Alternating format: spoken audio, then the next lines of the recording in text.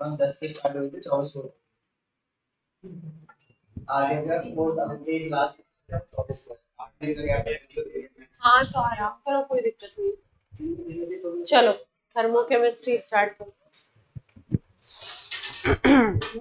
Thermochemical equation बताया था, किसी इक्वेशन को किस तरीके से लिखेंगे तो थर्मोकेमिकल इक्वेशन बनेगा, है ना। आज हम लोग कर रहे हैं एंथैल्पी ऑफ रिएक्शन। किसी भी रिएक्शन की एंथैल्पी क्या होगी? Enthalpy of reaction. Enthalpy of reaction का जो वैसा मीनिंग होता है उसका मतलब ये है कि कितना चेंज इन एनर्जी हो रहा है, चेंज इन एंथैल्पी कितना हो रहा है। जैसे मान लो कोई रिएक्शन हो रहा है, A plus B gives C plus D बन रहा है और उसमें एनर्जी निकल रही है 500 किलो जूल पर मोल, तो इसका मतलब उसमें एंथैल्पी चेंज हो गया 500 किलो जूल, है ना। और मान लो कोई रिएक्शन हो रहा है उसमें एनर्जी इतनी गेन हो रही है 500 किलो जूल, तो उसमें भी एंथैल्पी चेंज आपका 500 किलो जूल ही होगा। बस चेंज क्या आएगा आपका, साइन में डिफरेंस आ जाएगा। अगर एनर्जी बाहर निकल रही होगी तो साइन अलग हो जाएगा, एनर्जी एब्जॉर्ब हो रही होगी तो साइन अलग हो जाएगा। बट जो चेंज इन एनर्जी है, चेंज इन एंथैल्पी स्टेटस है, उसको ही हम क्या बोलेंगे, एंथैल्पी ऑफ रिएक्शन बोलेंगे। जैसे अगर हम लिखते हैं A plus B give C plus D लिखा हमने, और इसमें हमने लिखा डेल्टा H, है ना, इस रिएक्शन के लिए, तो ये जो डेल्टा H निकलता है वो निकलता है total enthalpy of product minus total enthalpy of reactants. Total enthalpy of product minus total enthalpy of reactant. जितने भी प्रोडक्ट हैं उनकी सबकी टोटल एंथैल्पी और माइनस, जैसे मान लो यहाँ प्रोडक्ट C और D है तो enthalpy of C plus enthalpy of D, P ना लिखे ऐसे लिख दें, enthalpy of C and enthalpy of D minus enthalpy of A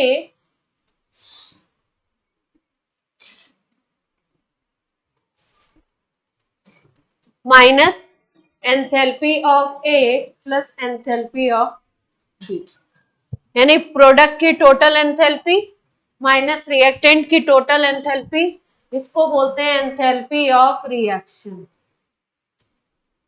इसको क्या बोलेंगे हम लोग, enthalpy of reaction. Enthalpy of reaction proper definition भी लिख लें।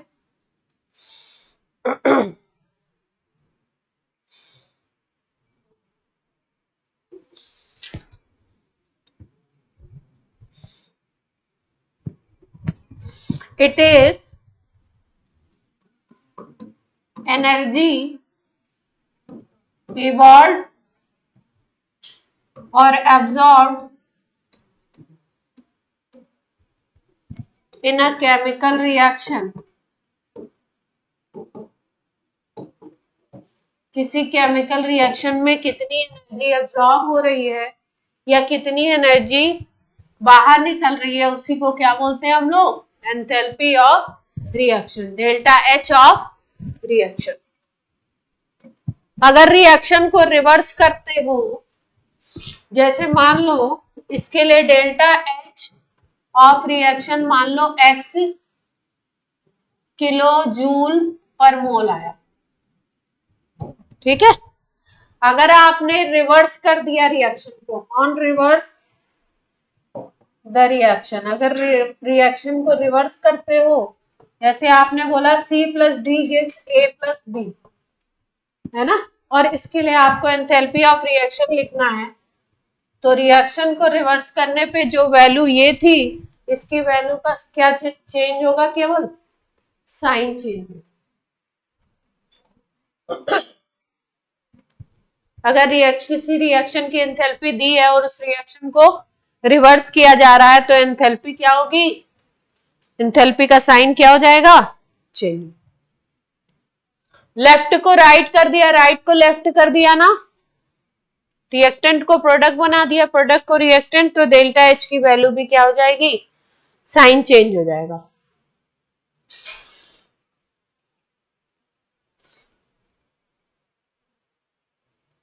मैम ये आपने क्या बताया HCl, हाँ, ये एंथैल्पी ऑफ रिएक्शन का जो आपने लिखा था Cl कहाँ लिखा है, मैम, तो फिर लिखा Hc प्लस HD।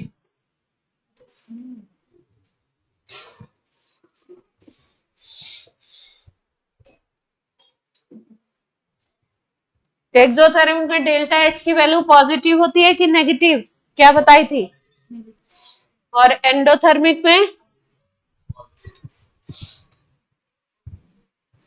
तो इसका मतलब ये क्या है, एक्सोथर्मिक हो गया, और ये क्या हो जाएगा,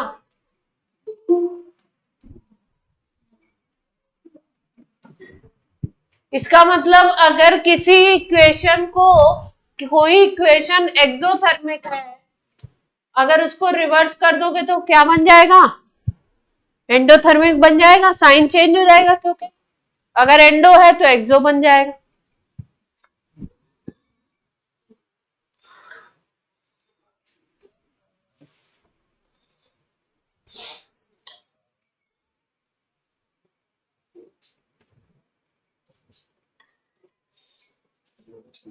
कोई समस्या,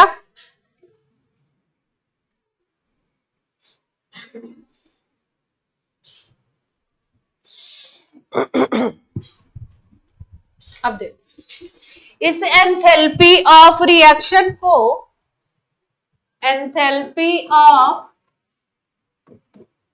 रिएक्शन को, किसी भी एंथैल्पी को आप स्टैंडर्ड एंथैल्पी ऑफ रिएक्शन कब बोलते हो, अगर इसको हम बोलने लगे standard enthalpy, standard enthalpy of reaction बोलने लगे, तो स्टैंडर्ड एंथैल्पी ऑफ रिएक्शन को हम लिखते हैं ऐसे, डेल्टा एच आर नॉट, ऊपर क्या लगा देंगे, नॉट लगा देंगे, तो स्टैंडर्ड है। स्टैंडर्ड कब निकालते हैं, it is calculated at 1 bar pressure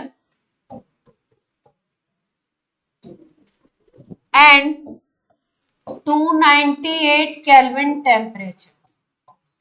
मतलब अगर किसी रिएक्शन की एंथैल्पी 1 बार प्रेशर और 298 केल्विन टेम्परेचर पे निकाली जा रही है, तो वो क्या है, उसकी standard enthalpy, standard enthalpy of reaction होगी वो, उसको डेल्टा एच आर नॉट करके लिखेंगे, है ना।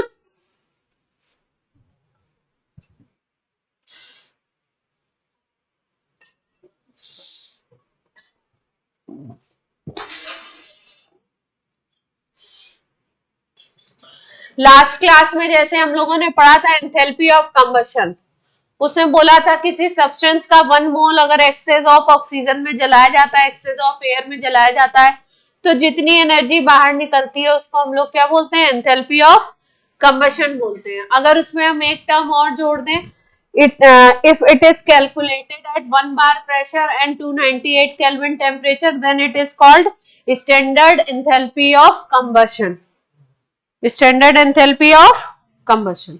तो ज्यादा जो कैलकुलेट किया जाता है वो स्टैंडर्ड ही कैलकुलेट किया जाता है, क्वेश्चंस में भी आपको स्टैंडर्ड गिवन होता है। क्लियर है बात इतनी, बोलिए। चलिए अब एंथैल्पी ऑफ फॉर्मेशन पढ़ते हैं। अब बहुत सारी एंथैल्पी हम पढ़ेंगे, कंबशन पढ़ चुके थे, अब हम लोग क्या पढ़ने वाले हैं, डिफरेंट जो प्रोसेस होते हैं उसमें डिफरेंट टाइप की एंथैल्पी होती है। जैसे सबसे थर्ड पॉइंट है ये enthalpy of formation, enthalpy of formation.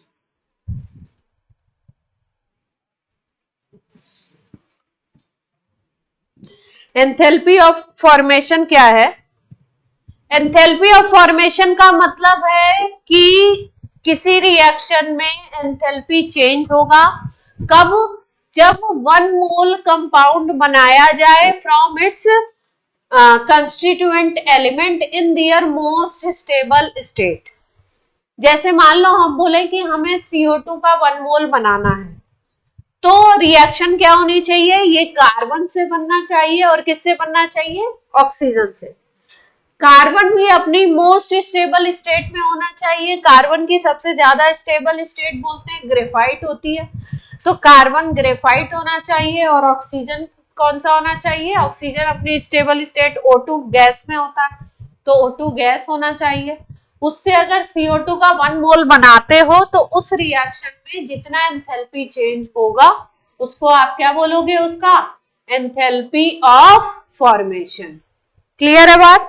तो सब्सटेंस 1 मोल बनना चाहिए और किससे बनना चाहिए, अपने कंस्टिट्यूएंट एलिमेंट से, और वो एलिमेंट अपनी मोस्ट स्टेबल स्टेट में होने चाहिए। अगर कोई सब्सटेंस 1 मोल बन रहा है किसी रिएक्शन में लेकिन वो अपने स्टेबल स्टेट से नहीं बन रहा है, तो उस रिएक्शन में जो एंथैल्पी चेंज होगा उसको एंथैल्पी ऑफ फॉर्मेशन हम नहीं कह सकते। तो एंथैल्पी ऑफ फॉर्मेशन की बेसिक कंडीशन है change in enthalpy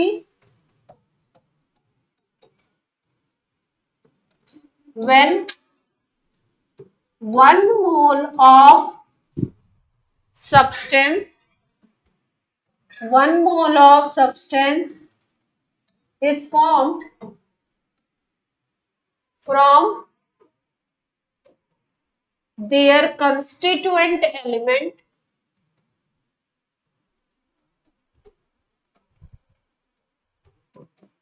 in their most stable state.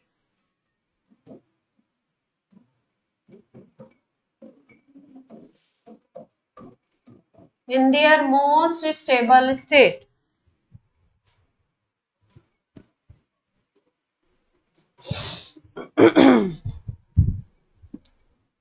Delta H formation है तो F लिख देते हैं यहाँ पे। अगर स्टैंडर्ड कंडीशन में होगा तो नॉट भी लगा देंगे।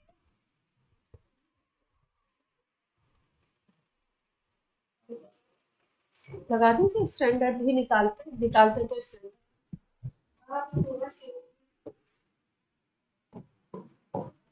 स्टेट की जगह लिख दिया।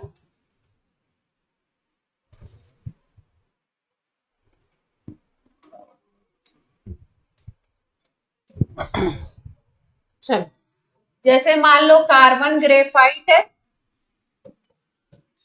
प्लस O2 गैस है, CO2 गैस बना रहा है 1 मोल, इसके 1 मोल बन रहे हैं, तो यहाँ पे तो डेल्टा H होगा, उसको क्या बोलोगे, डेल्टा H ऑफ रिएक्शन होगा, उसी को बोलोगे delta H of formation of CO2। Delta H of formation of CO।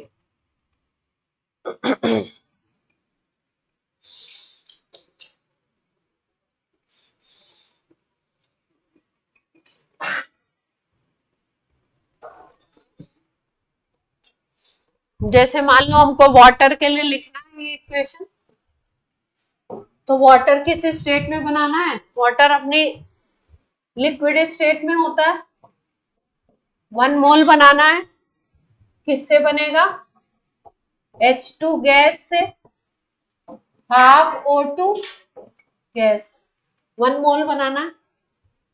Hydrogen और ऑक्सीजन से बनेगा, हाइड्रोजन गैसियस स्टेट में स्टेबल होती है, ऑक्सीजन भी गैसियस। तो 1 मोल बनाने के लिए जितना एटम चाहिए उतना लिख दीजिए। ये रिएक्शन लिखा है आपने, enthalpy of formation of water.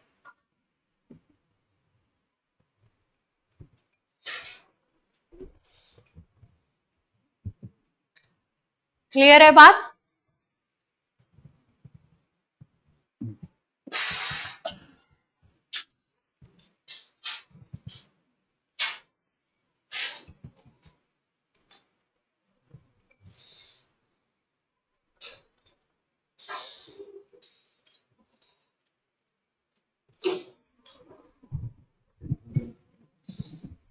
जैसे मान लो हमको लिखना है delta H of formation of C2H5OH, तो कैसे लिखें, आप कोशिश कीजिए, आपको नहीं आएगा तब मैं बताऊं। इथेनॉल का लिखना है डेल्टा एच, तो कैसे लिखेंगे?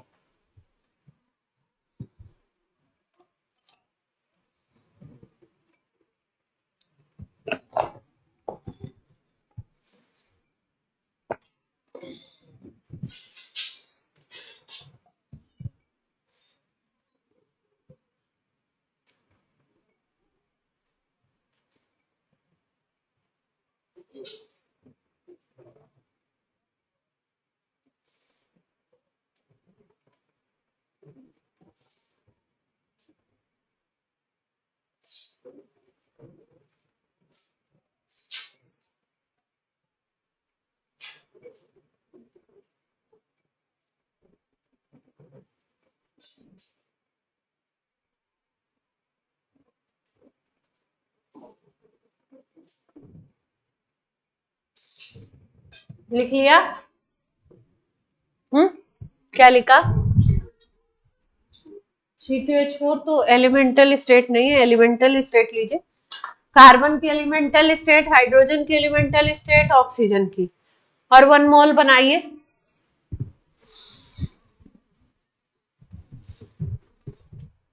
अगर इसको एलिमेंट्स में तोड़ो, देखो तोड़ लो अपने आप, फिर बन जाएगा। कार्बन बनेगा ग्रेफाइट, है ना, हाइड्रोजन से बना हुआ है तो H2 लेना पड़ेगा, ऑक्सीजन से बना है तो O2 लेना पड़ेगा, ये लेना पड़ेगा ना। अब कार्बन कितने चाहिए अपने को? 2 चाहिए, तो ऐसे इक्वेशन बनेगा इसका 2 कार्बन ग्रेफाइट प्लस हाइड्रोजन कितने चाहिए? 6 चाहिए, तो 3H2 गैस। ऑक्सीजन कितना चाहिए? 1 ही चाहिए, हाफ O2 गैस। अब इससे बन जाएगा 1 मोल C2H5OH। ये लिक्विड होता है। इसमें जो डेल्टा H लिखोगे उसको क्या बोलोगे? किसका हो जाएगा? इथेनॉल का हो जाएगा। कोई समस्या? बोलिए बच्चों।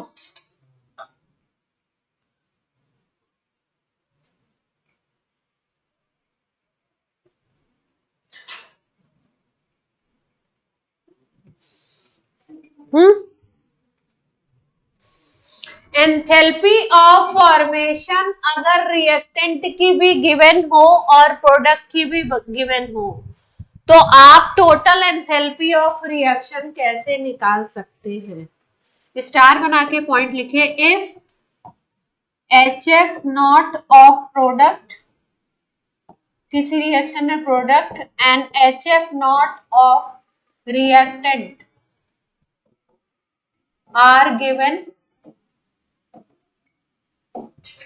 तो आप कैसे निकाल सकते हो delta H of reaction?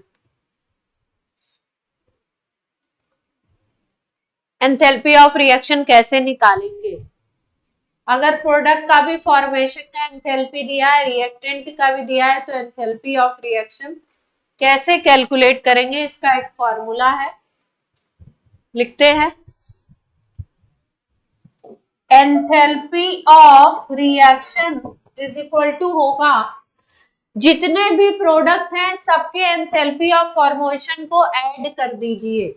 Sigma लिख रहे हैं, सिग्मा, सिग्मा का मतलब होता है सबको जोड़ना है। Enthalpy of formation of product minus sigma enthalpy of formation of reactant.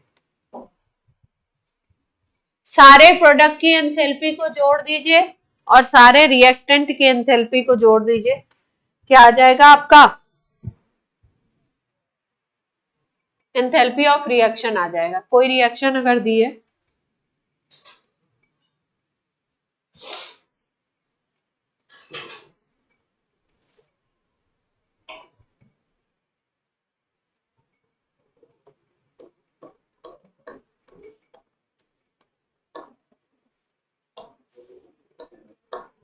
कोई समस्या?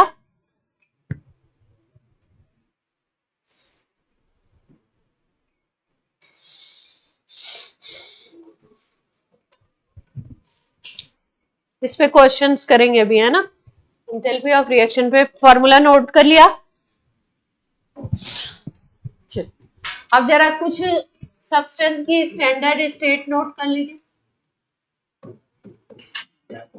स्टेबल स्टेट नोट कर लीजिए। स्टेबल याद करेंगे ना तभी तो काम बनेगा।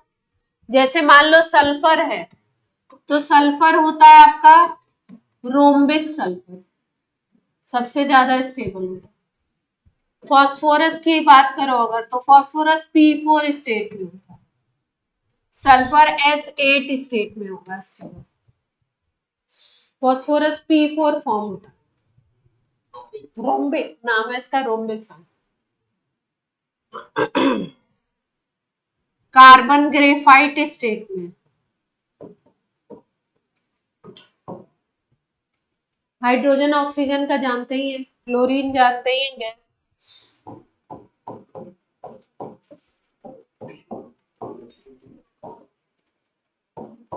ये सब गैस स्टेट में स्टेबल है।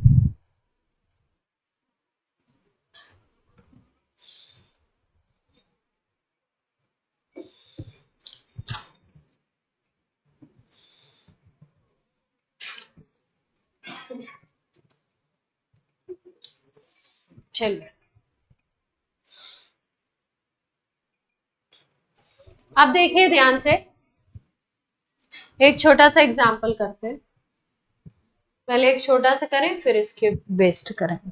जैसे मान लो आपको रिएक्शन दिया हुआ C plus half O2 gives CO, और दूसरा रिएक्शन दिया है CO plus half O2 gives CO, और तीसरा रिएक्शन दिया है C plus O2 gives CO। इस रिएक्शन के लिए डेल्टा H मान लो दिया है 5 किलो जूल पर मोल। इस रिएक्शन के लिए डेल्टा H मान लो दिया है 6 किलो जूल पर मोल। तो आपसे डेल्टा H पूछ रहे हैं इस रिएक्शन का, तीसरे वाले का पूछ रहे हैं। ठीक, दो इक्वेशन का दिया हुआ है, तीसरे का पूछ रहे हैं। ये फर्स्ट इक्वेशन मान लो, ये सेकंड मान लो, ये आपकी हो गई इक्वेशन। इसको टारगेट इक्वेशन कहते हैं, जिसका निकालना होता है उसको टारगेट इक्वेशन बोलते हैं। तो अगर आपको किन्हीं इक्वेशंस के डेटा दिए हुए हैं और किसी का निकालना है, तो आपको क्या करना होता है, आपको कोशिश करनी होती है कि जो इक्वेशंस दी हैं उनको प्लस करके, माइनस करके या मल्टीप्लाई करके टारगेट इक्वेशन को लाना है। प्लस करें, डिवाइड करें, मल्टीप्लाई करें, है ना, सब्ट्रैक्ट करें, टारगेट को लाना है। तो अगर ध्यान से देखो तो इस फर्स्ट इक्वेशन और सेकंड इक्वेशन को अगर प्लस कर दो, फर्स्ट और सेकंड को प्लस करो, फर्स्ट और सेकंड को अगर प्लस करो तो लेफ्ट हैंड साइड को लेफ्ट हैंड साइड से प्लस करेंगे, राइट को राइट से। तो प्लस करके देखते हैं, C plus half O2 plus CO plus half O2, और राइट हैंड साइड में क्या हो जाएगा, CO प्लस CO2, यही हो जाएगा। लेफ्ट हैंड साइड में भी CO है और राइट हैंड साइड में भी CO है, तो कट जाएगा। C plus half O2 plus half O2 1 O2 बन जाएगा। तो ये बन जाएगा C plus O2 give CO2 बन गया। यही अपनी टारगेट इक्वेशन थी। क्लियर है बात? यानी फर्स्ट और सेकंड को जोड़ने से टारगेट इक्वेशन मिल गई। तो जो चीज आपने फर्स्ट और सेकंड इक्वेशन में की है वही आप उनके डेल्टा H में भी कर सकते हो। इसका मतलब, इसका मीनिंग क्या निकला, अगर डेल्टा H टारगेट इक्वेशन का निकालना है तो डेल्टा H पहली इक्वेशन का प्लस डेल्टा H दूसरी इक्वेशन का, दोनों को जोड़ दो तो निकल आएगा।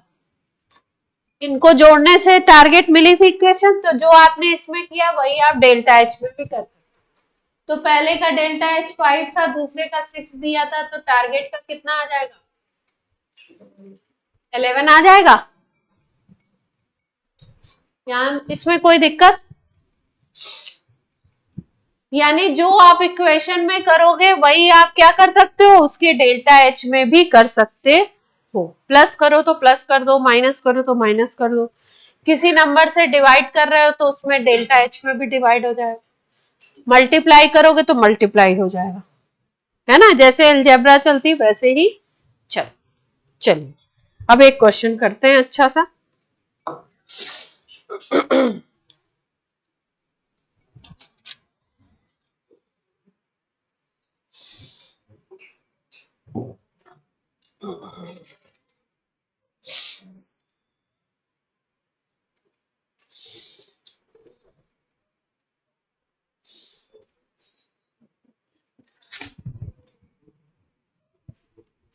आपको निकालना है, क्वेश्चन नोट करिए जल्दी जल्दी, लैंग्वेज थोड़ी लंबी है। Calculate enthalpy of formation of benzene, calculate करना है enthalpy of formation of benzene, data given है आपको, delta H of formation of benzene निकालना है आपको, ये कैलकुलेट कर रहा है, आपको बोल रहे हैं combustion of 1 mole of benzene takes place at 298 Kelvin and 1 atm pressure. Benzene के 1 मोल को जलाया जाता है। After combustion CO2 gas and H2O liquid is formed, are formed, and 326.7 kilojoule heat liberated. अगर 1 मोल जला रहे हो बेंजीन का तो आपको कितनी हीट निकल रही है? 326.7 किलो जूल।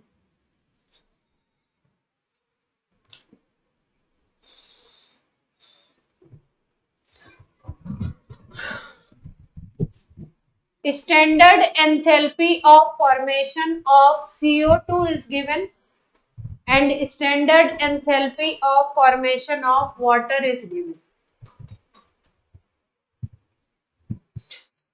CO2 के लिए दी हुई है -393.5 किलो जूल पर मोल और वाटर के लिए दिया हुआ ये वैल्यू 285.83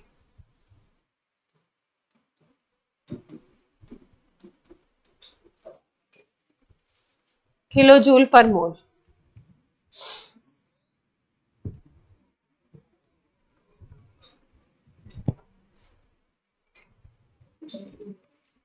चलिए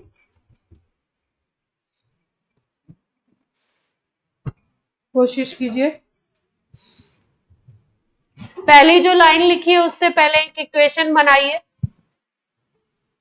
combustion of 1 mole of benzene takes place at this CO2 and H2O will form। तो पहले बेंजीन कैसे जलता है, किस रिएक्शन में जलेगा, ऑक्सीजन की प्रेजेंस में जलाना होगा, तो वो कैसे जलेगा उसका एक्सप्रेशन लिख लीजिए। बेंजीन का एक्सप्रेशन ये है, मैं लिख के दे देती हूँ आपको। पहला काम है अपना, हमने लिखा C6H6 बेंजीन लिक्विड होता है, इसके कंबशन में 15/2 O2 लगती है, 6 CO2 बन जाएगी, 6H2O बनेगा या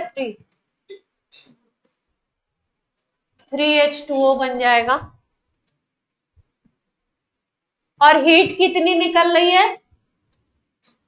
इतनी हीट बाहर निकल रही है ना, एक्सोथर्मिक है यानी, तो डेल्टा एच क्या लिखोगे इसके लिए, माइनस या पॉजिटिव? तो डेल्टा एच यही वैल्यू माइनस में लिख दीजिए, -326.7। एक इक्वेशन बना ली हमने, किलो जूल पर मोल, 1 मोल के लिए है। अब आपको क्या निकालना है? फॉर्मेशन निकालना है, किसका? बेंजीन का, तो बेंजीन के फॉर्मेशन का इक्वेशन लिखना पड़ेगा। बेंजीन किससे बना है? कार्बन से और हाइड्रोजन से। अभी फॉर्मेशन का इक्वेशन लिखना सिखाया है आपको, तो C6H6 के फॉर्मेशन का इक्वेशन लिख दीजिए जरा, कैसे लिखेंगे?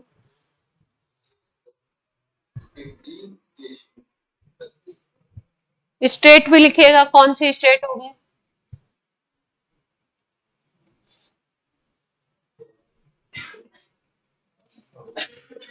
C6H6 का लिखिए, लिख के दिखाइए सब लोग।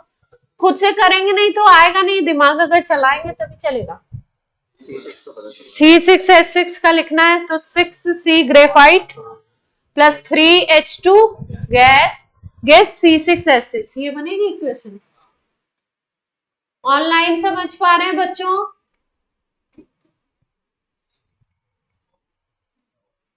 प्लस 3H2 गैस गिव्स बनेगा C6H6 liquid, benzene liquid state में।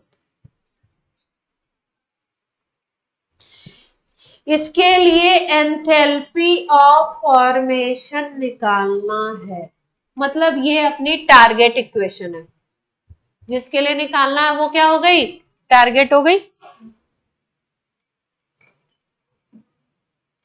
और क्वेश्चन में डेटा दिया हुआ enthalpy of formation of CO2 and enthalpy of formation of water is given to you.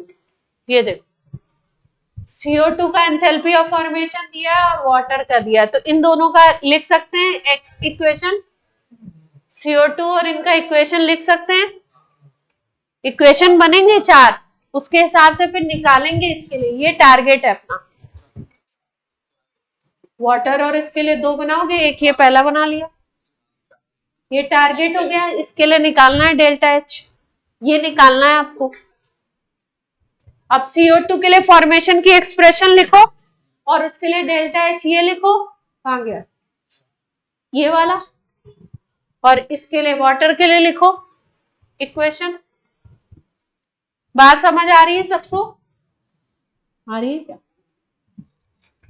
बनाइए, CO2 का बनाइए। 2 इक्वेशन हम बना चुके हैं, एक को बोला इक्वेशन नंबर 1, दूसरे को बोला इक्वेशन टारगेट, तीसरी बनाने जा रहे हैं। C graphite plus O2 gives CO2 का 1 मोल बन जाएगा। इसके लिए डेल्टा H आपका दिया हुआ है, और वाटर के लिए लेंगे तो H2 gas plus half O2 gas H2O liquid बन जाएगा। इसके लिए भी डेल्टा H गिवन है। ये हो गया इक्वेशन नंबर 3, ये हो गया इक्वेशन नंबर 4। डेल्टा H की वैल्यू डाल देते हैं, क्या क्या लिखी हुई है। CO2 के लिए क्या थी बोलो?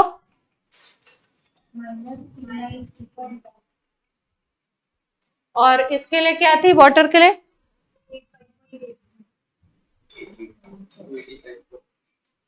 किलो जूल पर मोल थी सब।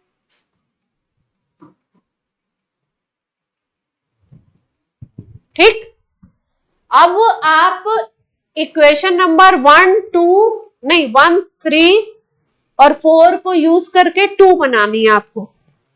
देखिए कैसे बना सकते हैं। 6 कार्बन चाहिए, बेंजीन के लिए क्या चाहिए आपको? 6। ये वाली बनानी है, 6 कार्बन चाहिए, तो जिसमें जिस इक्वेशन में कार्बन है उसमें 6 का मल्टीप्लाई कर दें। इक्वेशन नंबर 3 में कितने का मल्टीप्लाई कर दें? 6 का। तो सब कुछ यहाँ 6C 6O2 6CO2 बन जाएगा। बोलो, ये बन जाएगी।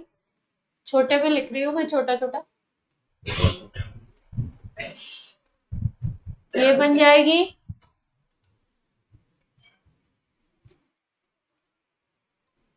बोलो, अब क्या चाहिए?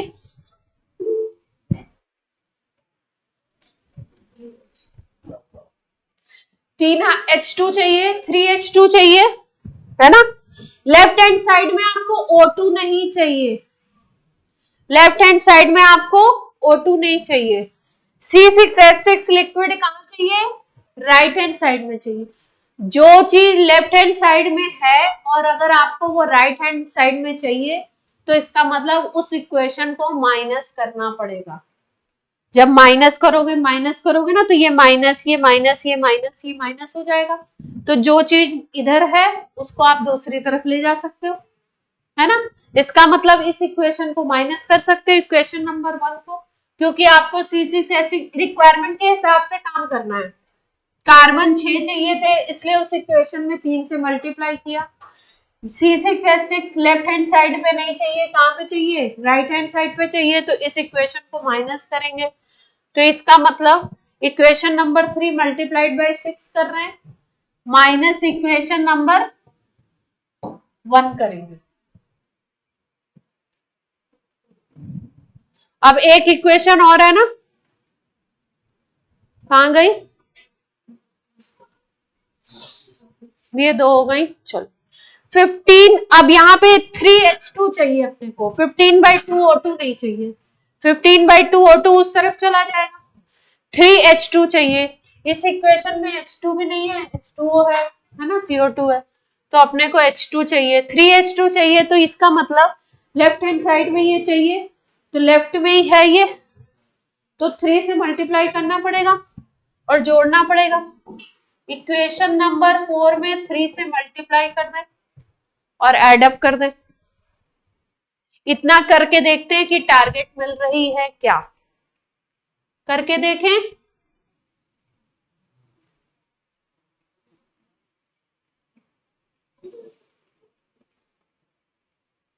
जब किसी इक्वेशन को माइनस करते हैं तो उसका लेफ्ट राइट हो जाता है और राइट हैंड साइड लेफ्ट बन जाता है। तो इक्वेशन नंबर 1 को अगर माइनस कर रहे हो तो उसका left hand side right hand side बना दो, right hand side left hand side बना दो, जोड़ दो इसमें। चलो करते हैं। इक्वेशन नंबर 3 ये था, पहले इसको जोड़ो,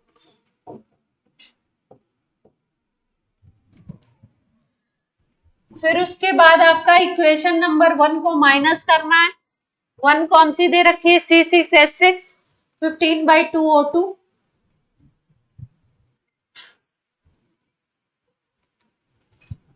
तो इधर आ जाएगा 6CO2 प्लस 3H2O और इधर बनेगा C6H6 और ये आ जाएगा 15/2 O2। 2 इक्वेशन की बात हो गई।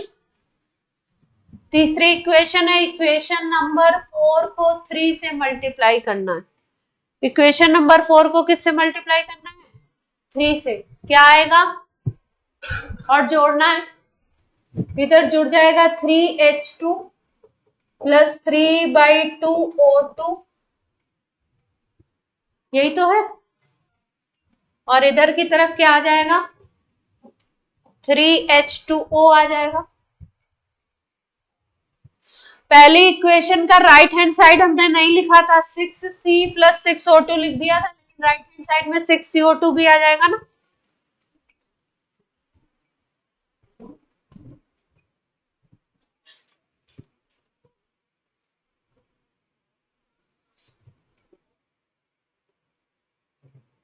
अब देखो चीजें कट रही हैं क्या,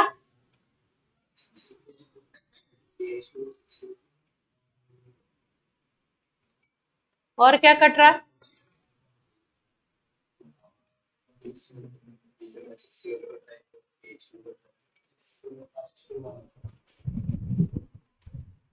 काटे 3H2 और 6CO2 तो कट रहा है सीधा सीधा, है ना।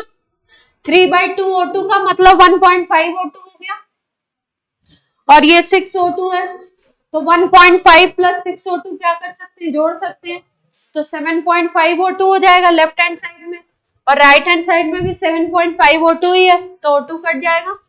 ये बात सबको समझ आ रही है, 6 O2 प्लस 1.5 O2 7.5 O2 और यहाँ पे भी 7.5 O2।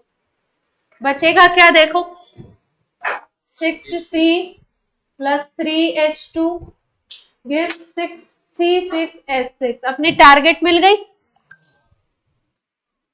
यानी कि अब जो तुमको टारगेट का डेल्टा H निकालना है ना, तो जो तुमने इस इक्वेशन में किया है वही चीज आप डेल्टा H में भी कर सकते हो, सेम चीज, तो आंसर निकल आएगा। तो लिख दे,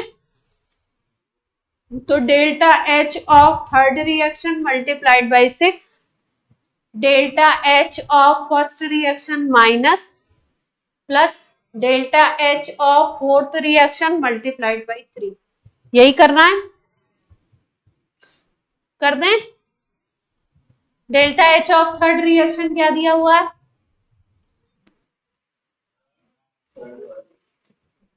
थर्ड के लिए ये दे रखा है, फर्स्ट के लिए क्या दिया हुआ था, फर्स्ट की वैल्यू बोलो, माइनस में थी तो माइनस माइनस करोगे तो प्लस हो जाएगा, और फोर्थ रिएक्शन ये दे रखा है। जल्दी से सॉल्व करके राइट आंसर बताइए मुझे। ये माइनस में, ये प्लस में है, ये प्लस में।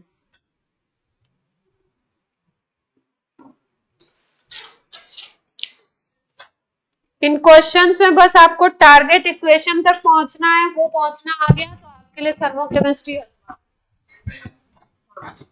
वो नहीं आएगा तो मामला खराब है।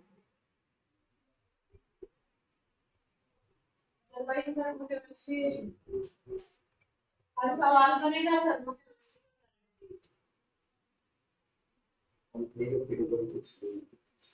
कितना आ रहा है,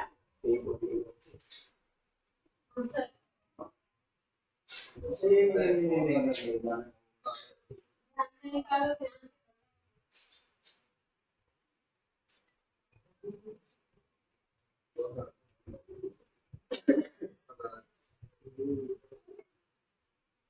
गड़बड़ मत करिए, धीरे धीरे करिए, कैलकुलेशन अगर करना धीरे है, क्वेश्चन में कोई कॉम्प्लिकेसी नहीं है, सिंपल क्वेश्चन होते हैं,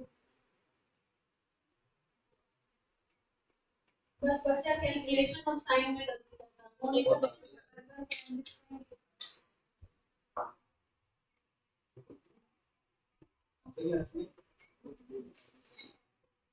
गलती हो गई 48.5 एक मल्टीप्लाई डिवाइड कर दें,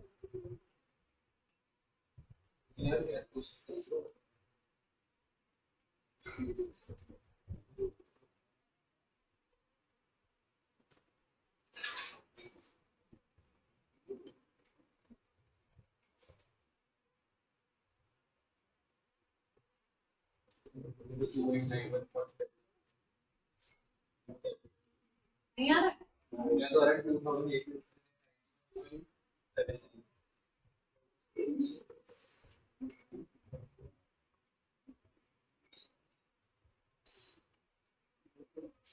इसको 400 मान सकते हो, अप्रॉक्स बोल रही हूँ, 400 into 6 कितना हो गया, 2400 माइनस का, और इसको मान लो 300 तो 900 आ गया, 900 प्लस 300 मान लो तो कितना, 1200, तो 1200 में आएगा ना, कुछ गलती हुई क्या, यहाँ से देखो कोई स्टेप गलत हो रहा है, कुछ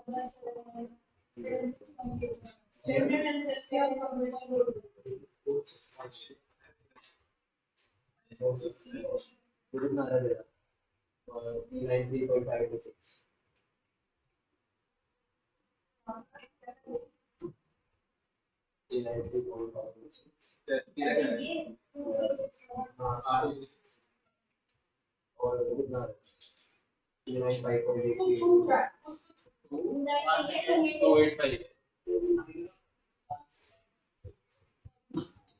अच्छा अच्छा अच्छा अच्छा, एक गलती हुई है, गलती हुई है इसके आंसर, मतलब आपकी गलती नहीं मेरी, डेटा देने में गलती,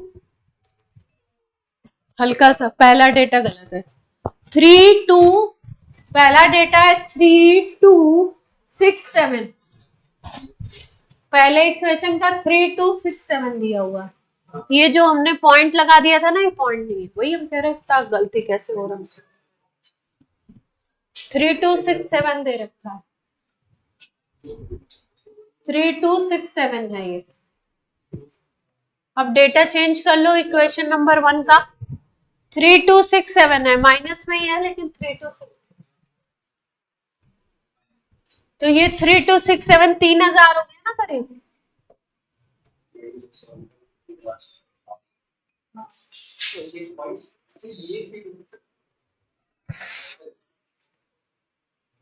इक्वेशन नंबर 1 का दिया हुआ 3267, इक्वेशन नंबर 1 बनाई थी ना जो अपन ने, 3267 है, 0.67 लिखा था ना, 0.7 हटा के 3267।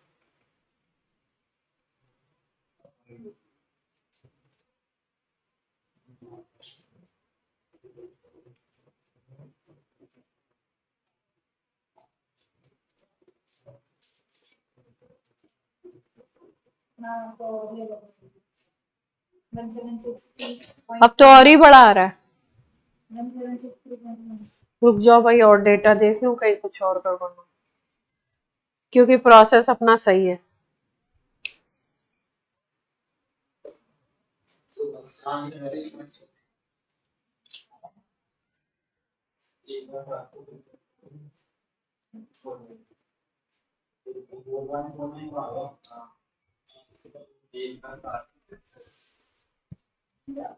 हम्म, 170 पर से आ रहा है माइनस इसीलिए गड़बड़ हो रहा है, ये माइनस है, माइनस है, ये माइनस है, इसीलिए गड़बड़ हो रहा है। -285.83 है, दो डेटा गलत हो गए तो आंसर तो गलत आने। निकाल के ना प्लस का माइनस कर दिया तो गड़बड़ हो जाए।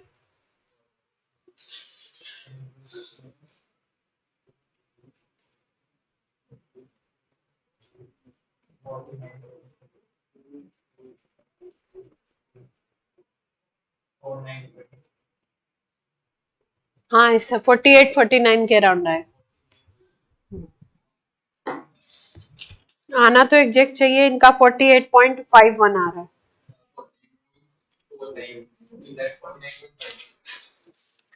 इनका 48 आ रहा है,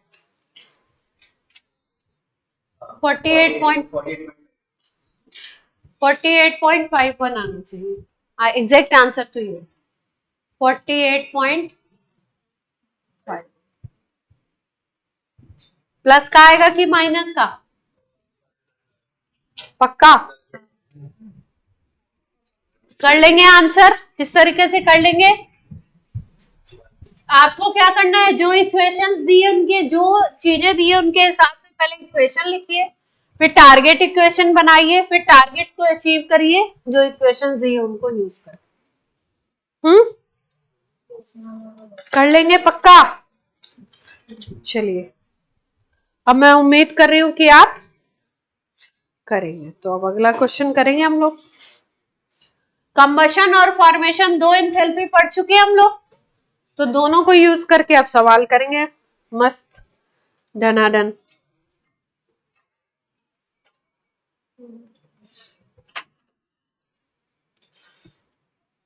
इसकी कैलकुलेशन से मत घबराइएगा, कैलकुलेशन तो होगी पर सवाल नंबर देके जाएगा।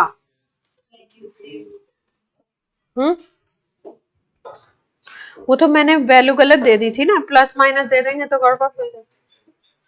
इस बार वैल्यू पहले चेक कर लेंगे।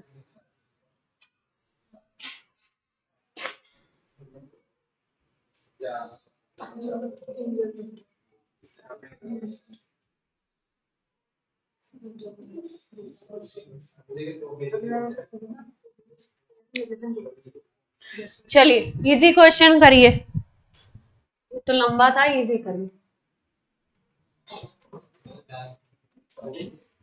25 26 तो अब आएगा भाई। इफ सी डायमंड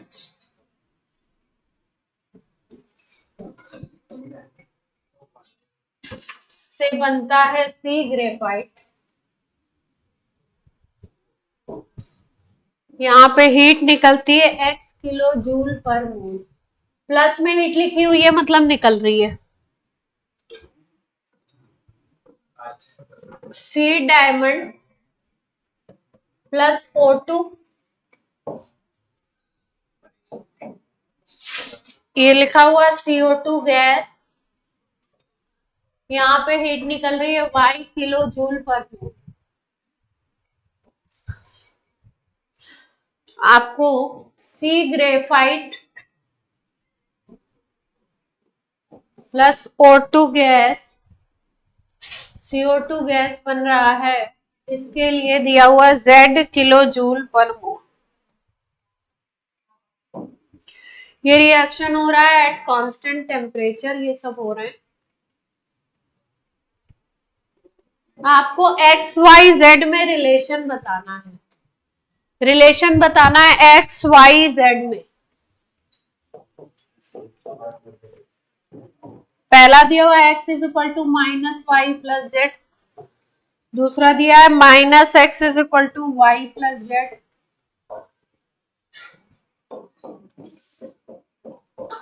तीसरा दिया है x is equal to y plus z, चौथा है x is equal to y minus z. अब आपको दो इक्वेशन यूज करके रिलेशन निकालना सिखा दिया है, एक को टारगेट बनाइए और बाकी को यूज करिए और एक्स वाई जेड में रिलेशन आ जाए।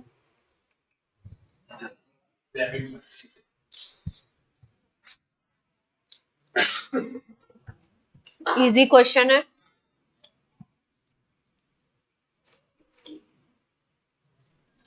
ऐसा करो, पहली वाले को टारगेट बना लो। डियर है, पहली वाली को टारगेट बनाओ, फर्स्ट को टारगेट बनाओ और सेकंड और थर्ड को यूज करो निकालने के लिए। फर्स्ट को टारगेट बना लो।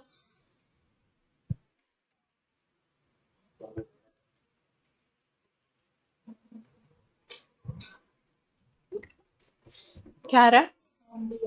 डी। ऑनलाइन बच्चे भी करें, अभी बताऊंगी नहीं, अभी सब कर रहे हैं। ऑनलाइन बच्चे भी करें।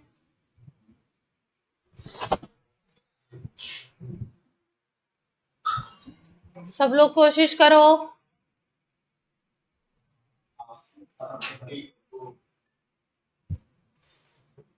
फर्स्ट को टारगेट बनाओ, सेकंड और थर्ड को निकाल करके यूज करो निकालना।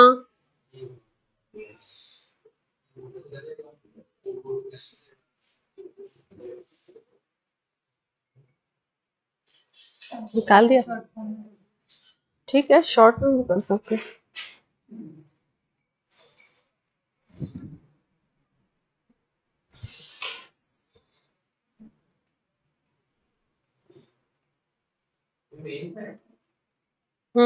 मेंस का है, मैं अपने मन से थोड़ी दे रही हूँ।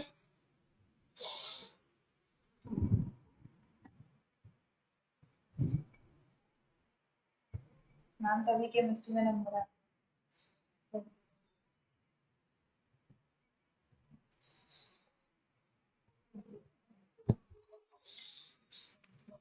आ गया? क्या आ रहा है? जी। कैसे निकाला? किसको माइनस में ले लिया? ऐसे बताएंगे? इसको क्या? इसको 1 बोलो, इसको 2 बोलो, इसको 3 बोलो। अब बोलो किसको क्या ले लिया? थर्ड वाले को माइनस में ले लिया, ठीक है, माइनस जेड कर दिया, तो उससे क्या फायदा होगा? RHS में चला जाएगा।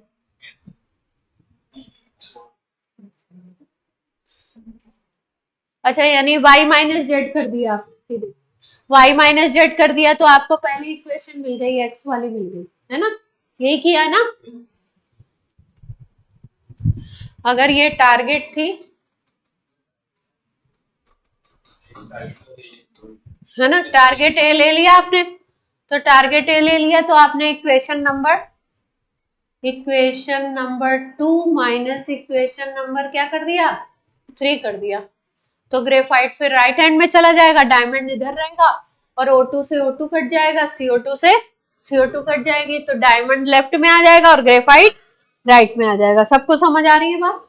इसके लिए दिया हुआ है कितना x दिया हुआ है, इसके लिए दिया हुआ है y, इसके लिए z, तो y minus z is equal to क्या आ गया x। जो इक्वेशन में किया वही एनर्जी में भी कर दिया। क्लियर है बात? इजी था? डिफिकल्ट करेंगे अब? एक और एंथैल्पी पढ़ा दूं फिर डिफिकल्ट करते हैं। एक एक एंथैल्पी पढ़ते जाते हैं फिर एक एक। Heat of combustion of benzene कितनी बार दोगे भाई? एक ही सवाल दो शिफ्ट में एक ही साल। बम्पर ऑफर है।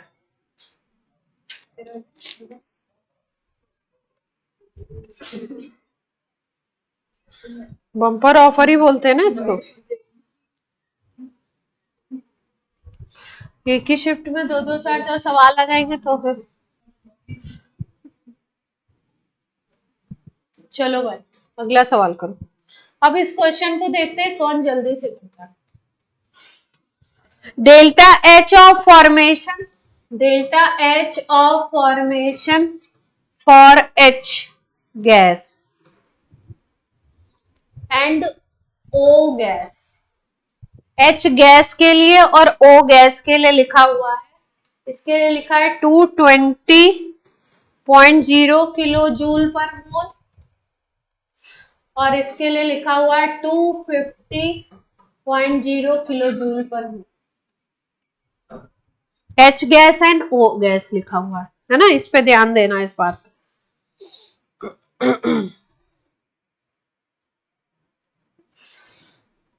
Delta H of formation for H2O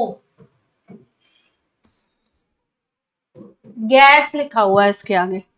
delta H of formation of H2O gas is -242.0 kilojoule पर मोल।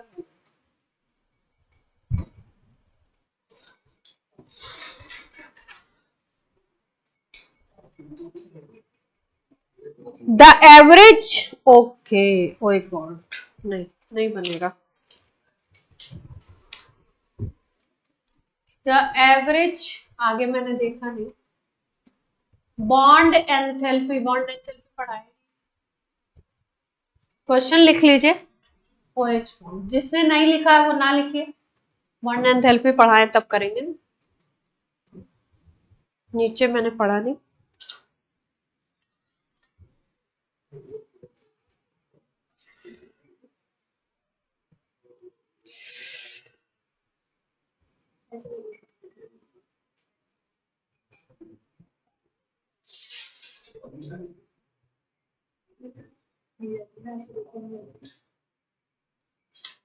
बोरिंग तो नहीं लग रहा है चैप्टर? हाँ बच्चों, बोरिंग लगे तो बता दियो।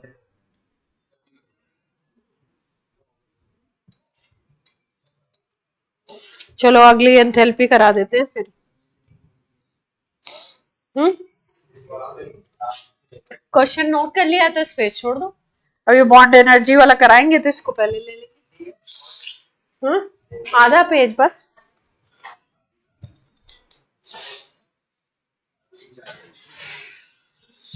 चलो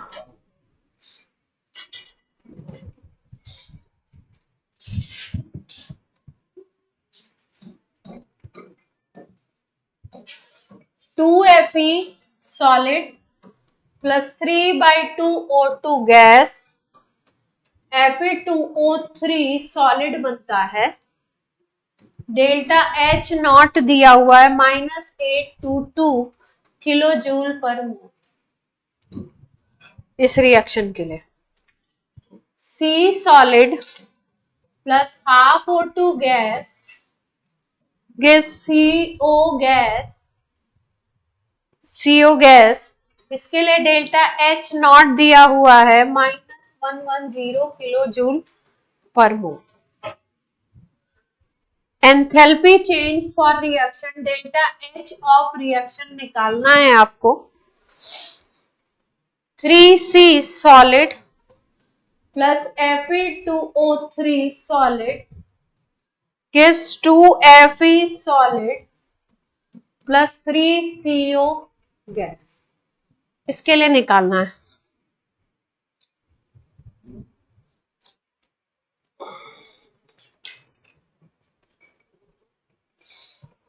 चलिए निकालिए।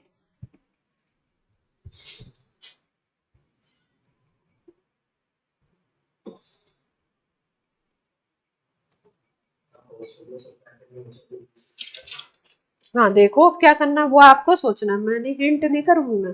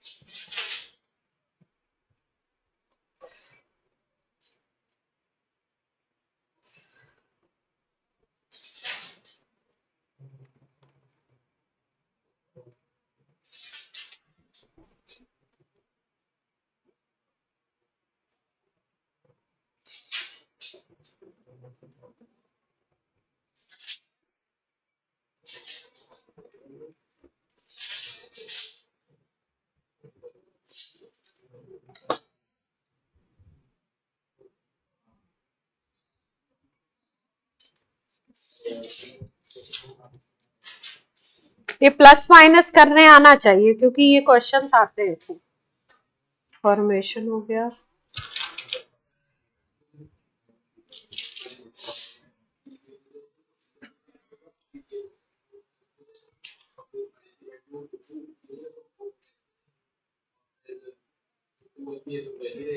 धीरे धीरे धीरे धीरे, और लोगों को डिस्टर्ब होता है।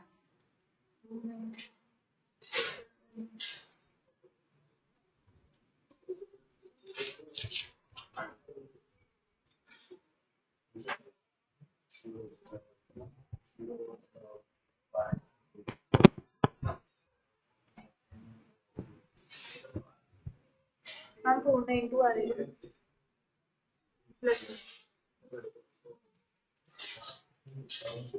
प्लस माइनस बताना पड़ता है।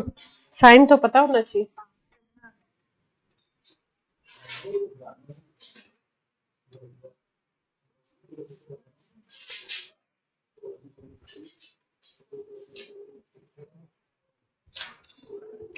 आ गया या मैं बताऊं?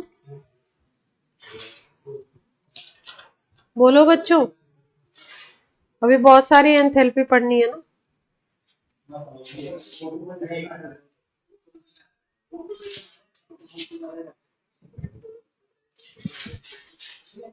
लेफ्ट हैंड साइड में चाहिए 3 कार्बन।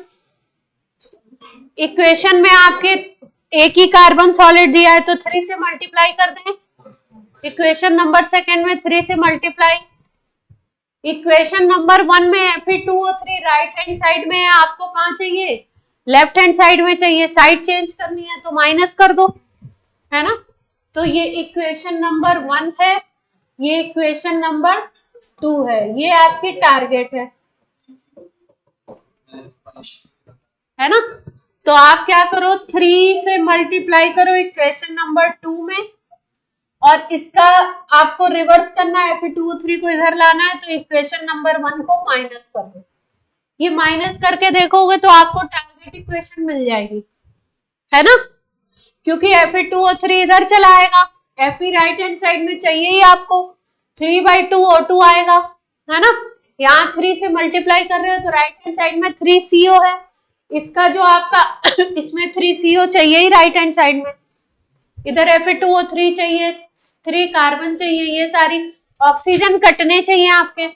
इधर 3/2 O2 है, जब अपोजिट साइड में जाएगा तो इधर 3/2 O2 हो जाएगा, और यहाँ पे 3 से मल्टीप्लाई कर रहे हो तो 3/2 O2 लेफ्ट में बनेगा, कट जाएंगे दोनों तो O2 गायब हो जाएगा और टारगेट मिल जाएगी। करके देख लीजिए, टारगेट मिल रही है। तो वही चीज आप डेल्टा H में भी कर सकते हैं। 3 मल्टीप्लाइड बाई इक्वेशन नंबर 2 का डेल्टा एच कितना है? -110 है ना। और फिर उसके बाद इक्वेशन नंबर 1 का माइनस करना है, तो ये माइनस में दिया हुआ है तो क्या हो जाएगा? प्लस में बन जाएगा। तो ये बन गया 330 और ये बन गया 822। अब इसको माइनस कर रहे हो तो कितना आ रहा है? 4।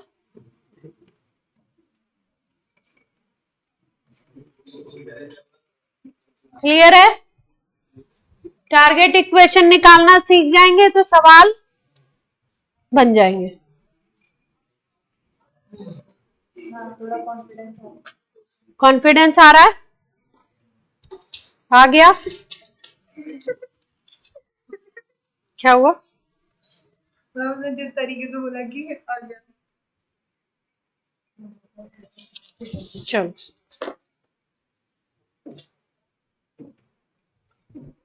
अब अलग अलग तरीके की और थोड़ी एंथैल्पी है, उनको भी पढ़ लेते हैं। एंथैल्पी ऑफ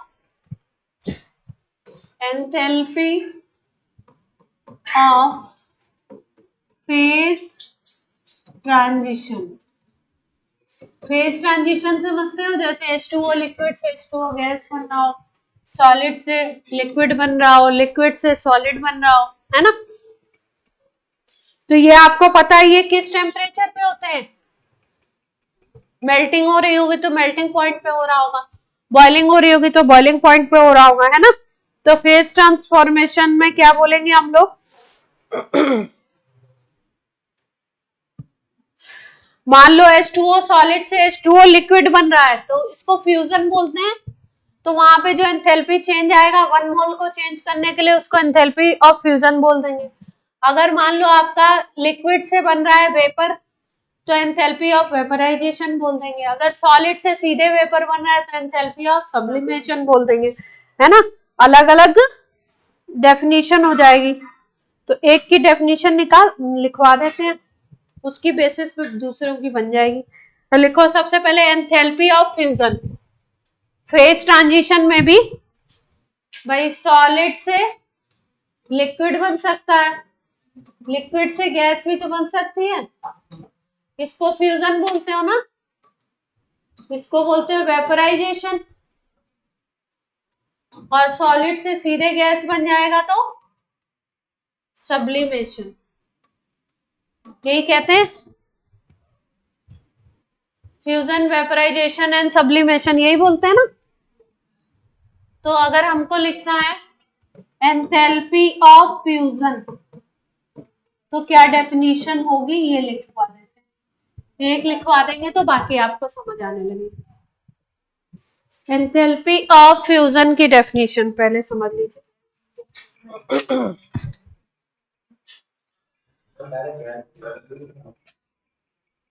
हाँ, डिपोजिशन उल्टा हो जाता है, कई बुक्स उसको सब्लिमेशन उसको भी कहती है।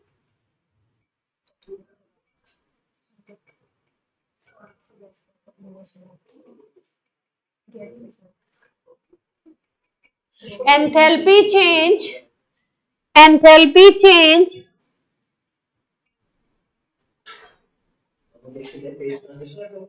फ्यूजन की enthalpy change when melting of 1 mole of solid, enthalpy change when melting of 1 mole of solid in standard state is called standard enthalpy of fusion. Enthalpy change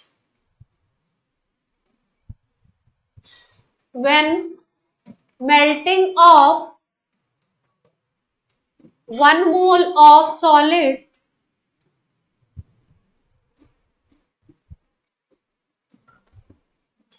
in standard state is called enthalpy of fusion. इसका मतलब ये है कि एक मोल solid को liquid में convert कर रहे हो उसके मेल्टिंग पॉइंट पे, तो उसको क्या बोल दोगे? जितना एंथैल्पी चेंज आएगा, मान लो को आइस है ना, इसको आप कन्वर्ट कर रहे हो वाटर में, और आइस का कितना ले लिया आपने? 1 मोल ले लिया। टेम्परेचर क्या हो जाएगा आपका?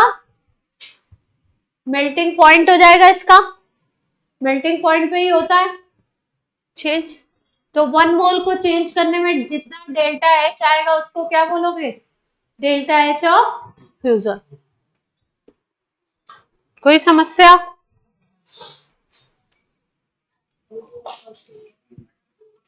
वेपराइजेशन के लिए डेफिनेशन क्या हो जाएगी? Enthalpy change when vaporisation of 1 mole of liquid substance in their state standard state, है ना। वेपराइजेशन कर रहे हैं तो वेपराइजेशन हो जाएगी, लिखने की जरूरत नहीं है। डेफिनेशन समझ आ रही है? एक की बेसिस पे सब हो जाएगा ना।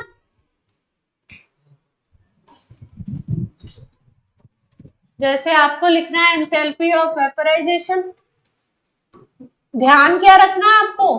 1 मोल होना चाहिए, स्टैंडर्ड स्टेट होनी चाहिए। ऐसे मान लो ये H2O लिक्विड है, ये किस में कन्वर्ट हो रहा है? H2O गैस में, वेपर में, स्टीम बना रहा है। तो इसका क्या लिया हमने? 1 मोल, और यहाँ पे कौन सा पॉइंट होगा? बॉइलिंग पॉइंट, टेम्परेचर होगा, और 1 मोल आपका कन्वर्ट होगा तो इसको डेल्टा एच ऑफ वेपराइजेशन बोल दोगे। जितना एंथैल्पी चेंज आएगा, आपको पता है लिक्विड से गैस बनती तो हीट देनी पड़ती है बाहर से, तो डेल्टा एच प्लस आएगा या माइनस आएगा? लिक्विड से गैस बना रहे हो तो प्लस आएगा ना, डेल्टा एच की वैल्यू पॉजिटिव में कुछ होगी।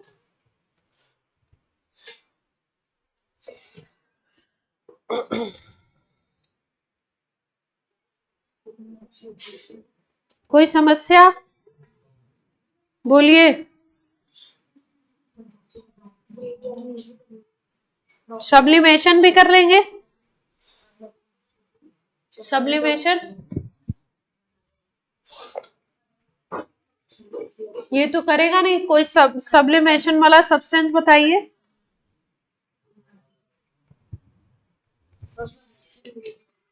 कोई सब्लिमेशन कौन करता है? कोई मालूम है सब्लिमेशन वाला सब्सटेंस?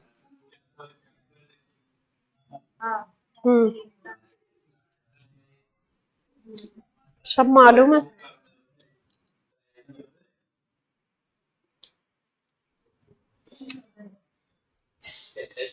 चल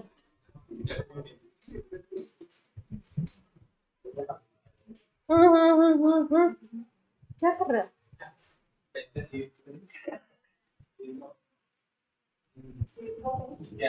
एंथैल्पी ऑफ ट्रांजिशन। अभी क्या हमने लिखा था इसके पहले? है? अरे हेडिंग क्या डाली थी? हेडिंग क्या डाली थी?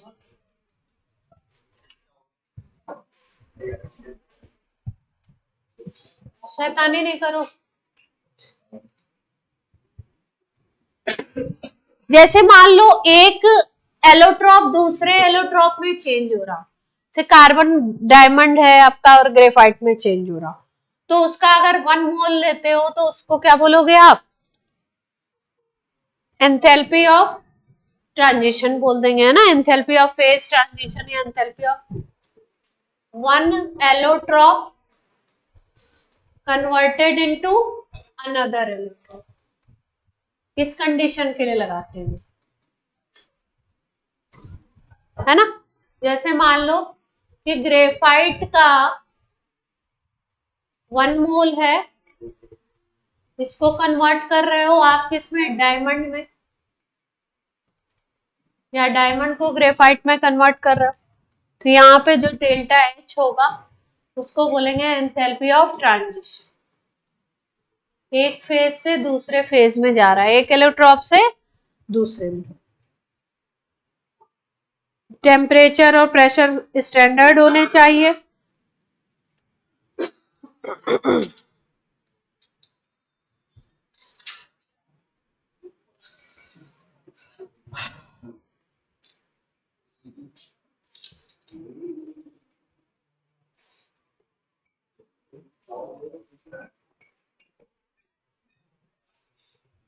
कोई समस्या?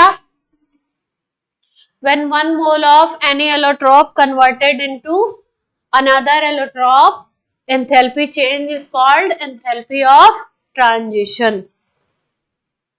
पॉजिटिव भी हो सकता है, नेगेटिव भी हो सकता है. अब एक और इम्पॉर्टेंट है, इसमें एंथैल्पी कम से कम 15-16 दे रखी है, लेकिन ये किस नंबर की है आप बता दीजिए जरा, काउंट करके, काउंट करो कॉपी में. फेज ट्रांजिशन या फिर हाँ, किस नंबर की थी? उड़ती है.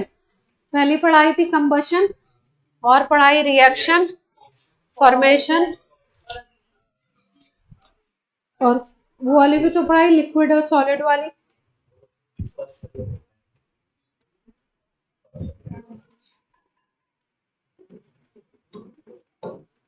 Enthalpy of atomisation.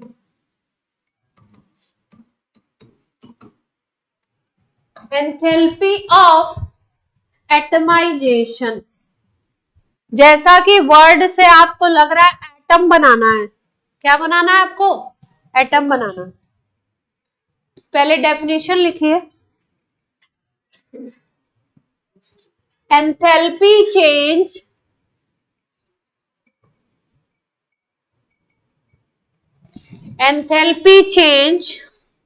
when breaking of one mole of bond.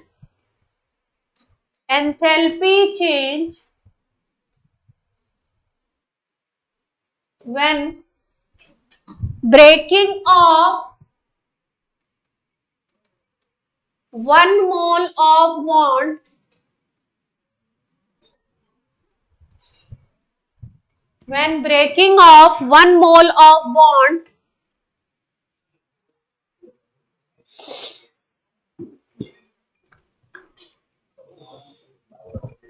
completely to obtain gaseous atoms.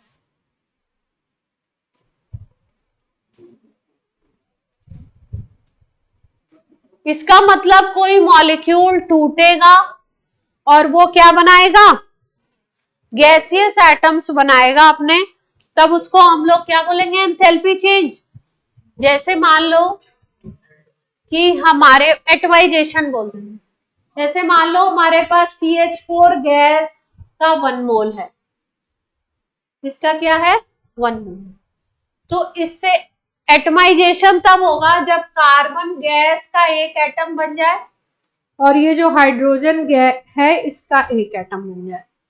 इसमें जो डेल्टा H होगा वो एटमाइजेशन की एंथैल्पी कहलाएगी.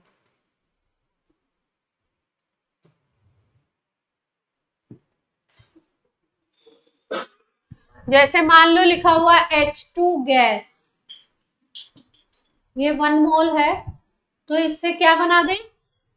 एटमाइजेशन में क्या बना दे? क्या बना दे एटमाइजेशन में?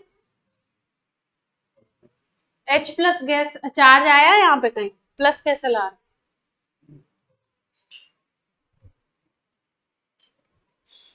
अच्छा, वो वाला प्लस बोल रहा था.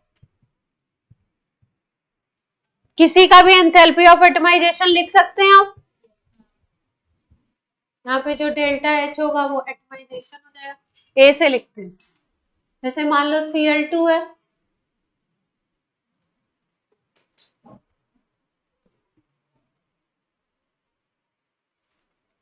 तो यहाँ पे आ जाएगा डेल्टा H.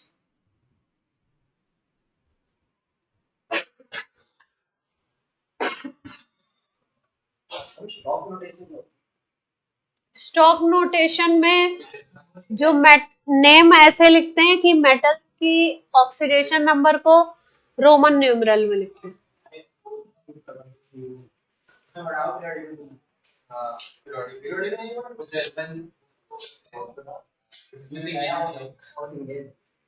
एनसीईआरटी में भी है, तो पढ़ा नहीं आपने?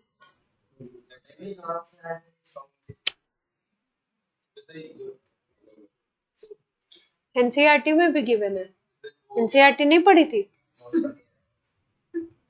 हम टाइम की बात एग्जाम के पहले पढ़ोगे तो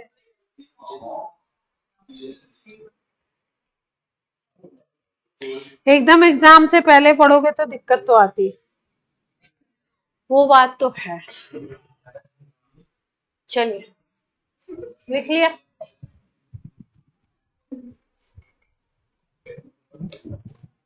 CO2 का 1 मोल है, एंथैल्पी ऑफ एटमाइजेशन लिख के दिखाइए, इक्वेशन कंप्लीट करिए। मतलब क्या बनाए?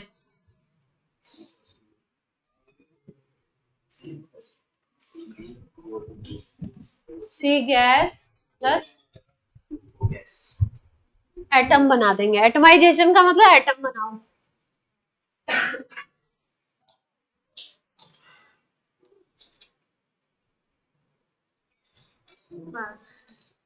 खुश, इतने खुश क्यों हो जाते हैं? खाने की ज्यादा खाने की याद आ रही है? चलो, लास्ट एंथैल्पी मतलब लास्ट इंपॉर्टेंट एंथैल्पी, ऐसे तो दुनिया भर की बहुत सारी है। एंथैल्पी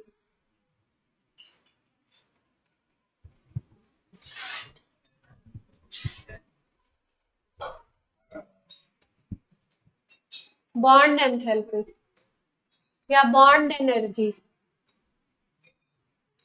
या बॉन्ड डिसोसिएशन एनर्जी, इसकी बात करें। इंपॉर्टेंट है ये। देखो 3 इंपॉर्टेंट है इसमें, एक है आपका बॉन्ड एंथैल्पी, एक है आपका कंबशन वाली, एक फॉर्मेशन वाली। 3 बहुत इंपॉर्टेंट है। तो हम लोग तीसरी इंपॉर्टेंट पढ़ने जा रहे हैं, bond enthalpy.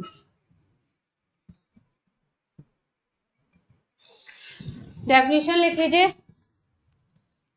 Bond enthalpy is of a given bond, bond enthalpy of a given bond is defined as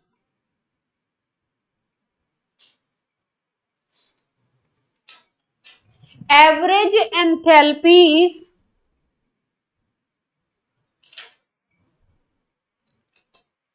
required to dissociate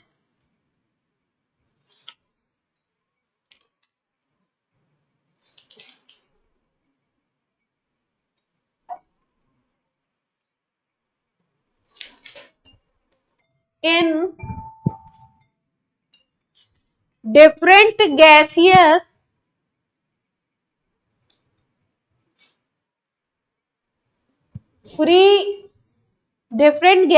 free atoms or radicals in gaseous state.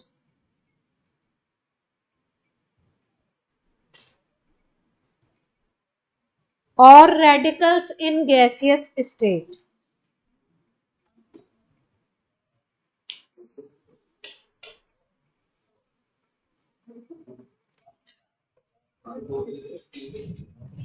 जैसे मान लो कि आपका H2O मॉलिक्यूल है, इसका 1 मोल है ना? तो H2O में अगर देखो आप, अगर कंपाउंड 1 है, मॉलिक्यूल एक है, तो आप बोलते हो ये एक बॉन्ड है, ये दूसरा बॉन्ड है ना? लेकिन अगर 1 मोल होता है तो इसको हम लोग नाम देते हैं 1 मोल बॉन्ड। क्या नाम देते हैं इसको? 1 मोल बॉन्ड। ये भी 1 मोल बॉन्ड है, ये भी 1 मोल। इसको क्या बोल दोगे? 1 मोल बॉन्ड। अब मान लो ये H2 मॉलिक्यूल टूट रहा है, पहले H गैस बन रहा है और OH गैस बन रहा है, ठीक? इस प्रोसेस में डेल्टा H मान लो लग रहा है X। फिर उसके बाद ये OH गैस टूट रहा है और ये बना रहा है O gas plus H gas, यानी कि सारे के सारे बॉन्ड टूट गए। पहले एक बॉन्ड टूटा, फिर दूसरा टूटा, इसमें मान लो एनर्जी लग रही है दूसरे वाले में Y, पहले वाला बॉन्ड टूटने में कितनी एनर्जी लगी, 1 मोल बॉन्ड टूटा तो X लगी, दूसरा टूटा तो Y लगी, ठीक। तो इसकी अगर इस OH बॉन्ड की बॉन्ड एनर्जी या बॉन्ड एंथैल्पी निकालनी है, तो क्योंकि OH बॉन्ड दो थे, एक की वैल्यू X आ रही है, दूसरे की Y आ रही है, तो यहाँ पे हम लोग जो बॉन्ड एंथैल्पी निकालते हैं वो एवरेज निकालते हैं। क्या निकालते हैं? एवरेज बॉन्ड एंथैल्पी निकालते हैं। तो एवरेज कैसे निकाला जाता है? जितने बॉन्ड टूट रहे हैं और जितनी टोटल एनर्जी है। जैसे यहाँ पे X आ रही थी, यहाँ पे क्या आ रही थी? Y। दो टूटे थे ना, तो 2 से डिवाइड हो जाता है। इस तरीके से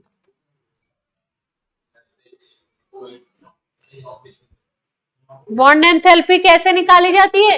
एवरेज।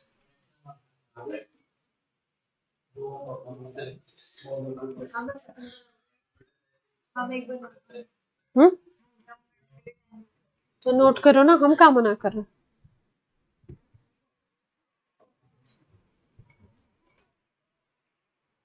ये नोट कर रही है, बस क्लास खत्म, नेक्स्ट क्लास में करेंगे। बॉन्ड एनर्जी पे सवाल करेंगे नेक्स्ट क्लास में, और करेंगे बॉन्ड एनर्जी को थोड़ा डिटेल में।